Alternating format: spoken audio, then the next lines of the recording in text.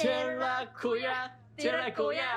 シャボン玉寺子屋チャンネル。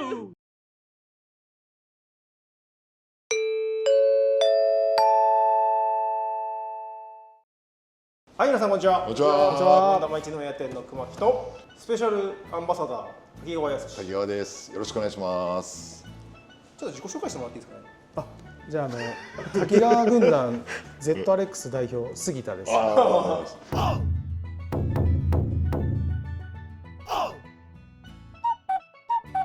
杉田さんは経緯だけ、軽く、僕が20代後半ぐらいの頃に前の名古屋店っていう中川区に店があった時の常連様で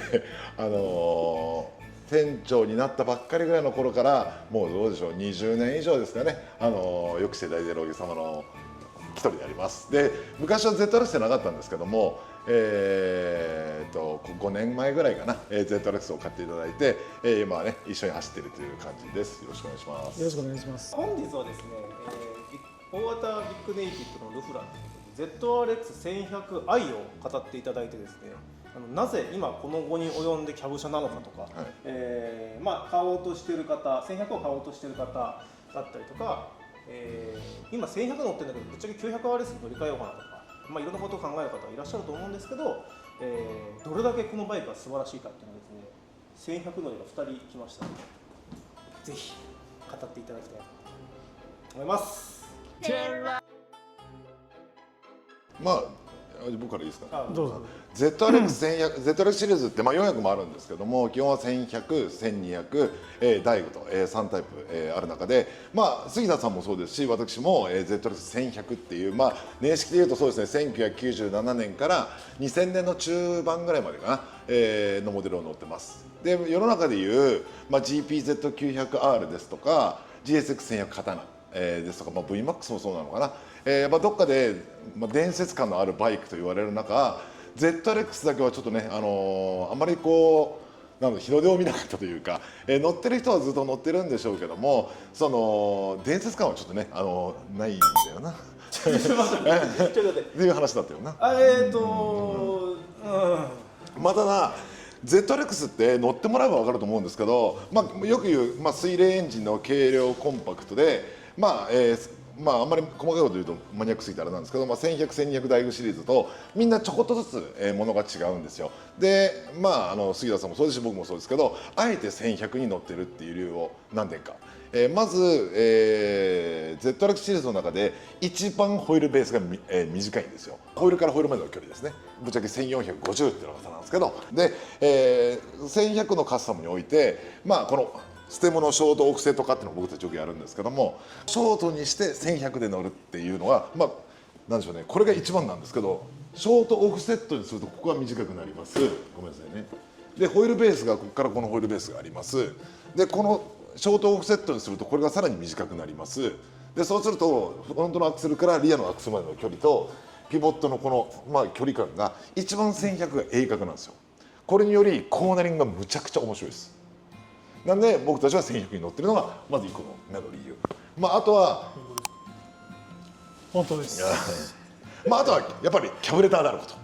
これはもう今から1100を売ってインジェクション乗り換えようかなって思ってる方がたくさん見えると思うんですけど、別にそのインジェクションがダメってわけではなくて、このキャブのフィーリングを捨てられないって方が強いですかね。なんでこのキャブのフィーリングの軽量コンパクトの ZRX を乗ってて、こんな面白いバイクが世の中にはここにはないんじゃないかっていうぐらいいいバイクですんで、今乗ってる方、ちょっとねラジエーター壊れちゃったよ、オイル漏れしてますよ、ぜひシャボン玉に持ってきていただいてしっかり直していただければ、もう本当にごめんなさい、世の中のバイクに負けないぐらいの楽しいバイクを作れるという自負がありますんで、ぜひ、1100乗ってほしいなと。ちょっとね、細かいところは今タッキーでいいの？全然いいですよ。説明あったと思うんだけど、これ実はこの ZRX1100 はまだ5年ぐらいかな、しか乗ってなくて、カスタムも正直まだ 40% ぐらいかな。まだそんなことないでしょ結構お金使ってもらってますよまだまだエンジンもやってないんでね、あれなんだけど、一つさっきもあったように1200と1100比べて、なんで1100なのかっていうところだと、やっぱりカスタムの懐がやっぱ深いかなと。まあエンジンにしても1200だとメッキシリンダーでこっちはスリーブが入ってるんでピストン変えたりだとかそういったこともやっていけるし、まあでも一つにその自分のカスタムってまあいろいろあると思うんですけど、自分の技術を上回るようなバイクっていうのもやっぱり面白くない、同等のレベルで乗っていけるっていう、まあ、で、まあ、自分の技術が上がってきたら今度バイクをブラッシュアップしてっていうような部分かな。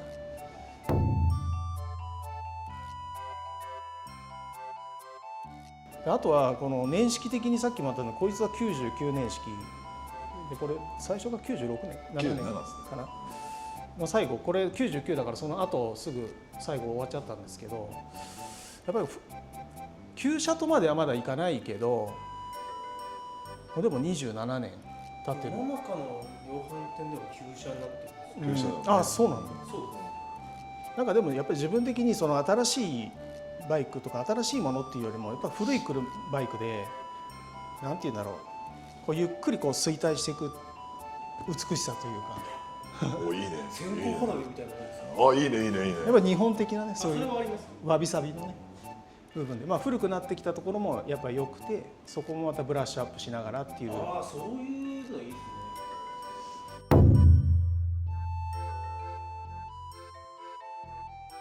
やっぱり鉄フレームの、まあ、このね、キャブレターっていうのにやっぱお客さんは飽きもなく、だからそれで僕たちオイルショック世代ってね、昭和48年頃の生まれの人間は忍者も含めてね、やっぱこういうの大好きですからね。なんでこの文化は本当にこうずっと途絶えずにやってほしいよな。タッキーも僕も同じ世代だからやっぱりこういう古いものっていうのは惹かれるし、さっき言ったキャブに一つとっても、まあ、フラットバルブのカチャカチャいう音、もうこれだけで飯が食えるんじゃないのかっておっしゃるいうね、通りですね。そういう良さもあるし、まあ、それはやっぱり今の EFI のバイクにはない部分でもあるし、まあ、圧倒的に今の EFI のバイクに比べたら乗りづらいからね、そのでも乗りづらさが味だったり、まあ、よく言うそこにお金をかけたいんでね。例えば乗りづらいって言ってもその、なんでしょう。そう事故したりするような乗りづらさ。あ、それはないですよ。普通に乗った上で、そうですね。そのなんかこういうところなお前は苦手だよなっていう可愛さがあるっていう。あ、そうです。まああとすぐぐずるんで、またそれもまた可愛いというね。まあまあ。車高の方は大丈夫です。例えば1100だと、まあ、大工だと LED ウィンカーかっこいいと思うんですよ。だから1100、1200はなしなんですよね。やっぱそうね、やっぱそういうところだよね。杉谷さんもそうなんですけど、あえて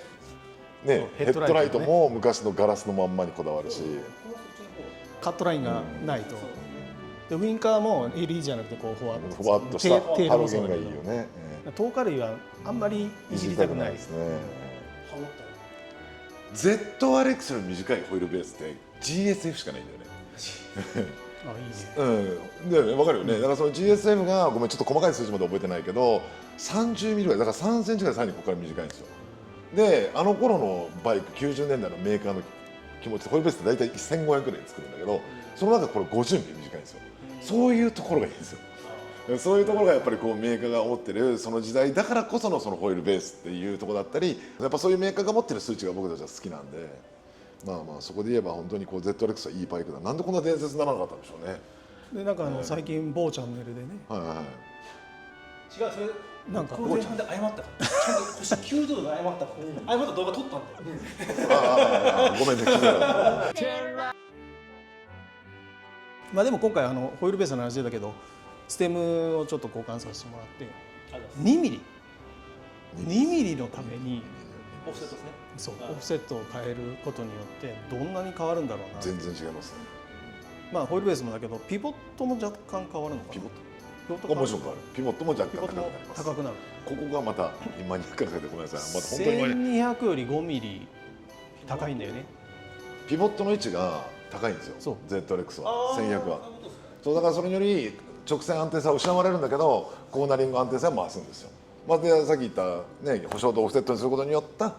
ねその取れる量が全然変わることが武器ですね。だから街中ひらひら感がなくなるんですけどコーナリング安定性が増すんで1100は本当に何でも聞いたらそういうパッケージングしますんで、まあ、1200でも大丈夫ですけどそういうところを煮詰めれるバイクかな。未完成だからね。さあそういうことそうなんだよ。そうなんだよ。あなた方好みの鈴鹿仕様になるよとか、陶芸仕様になるよとかカスタムできるのがでかいですね。今鈴鹿の話してたけど、もうこういうカスタムしてって、まあ、早くはなってるんだけど誰にも勝てないもんね。なんだろうねこれ。確かに確かにね、うん、確かにそうですね。ストレートどのバイクも抜かれますもんね。一生懸命頑張っても最終裏ストレートでやられちゃいますね。全員にやられるっていうね。やられちゃいますね。でも勝ちたいわけじゃないですからね。まあそうなんだよね。勝ちたいだったら R1 買いますし。だからファンライドっていうところはもう最高だよね。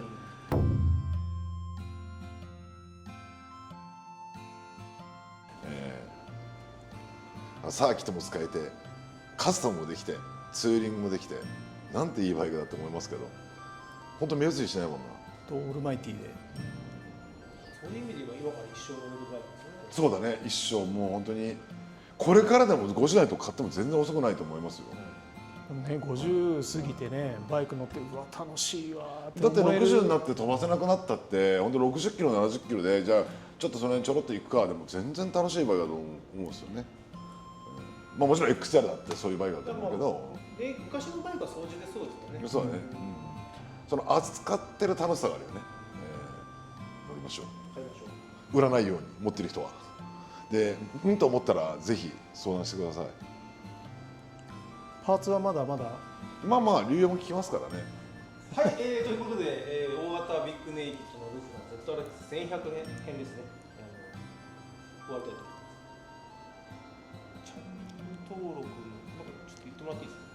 え？チャンネル登録と高評価。